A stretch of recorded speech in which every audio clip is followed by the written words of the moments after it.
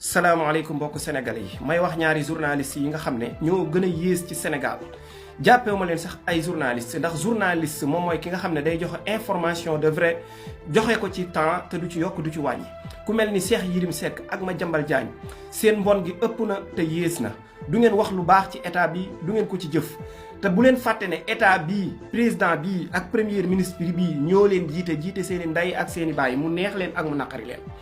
seeni intérêt yu menacé wu ak seeni ger yañ leen daan def amatu leen ko fenn tax du ngeen bind du ngeen wax lu baax ci état bi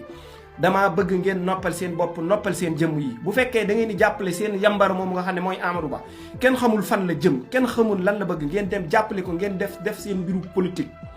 gis naa ko nga toog ci benn plateau naan Fadilou Keita mooy kan Fadilou Keita mooy ki jiite CDC. li ngeen a gëmul ne gars yi ñoo yor réew mi di ko diriger gars yi ñoo yor réew mi di ko diriger te dinañ ko diriger par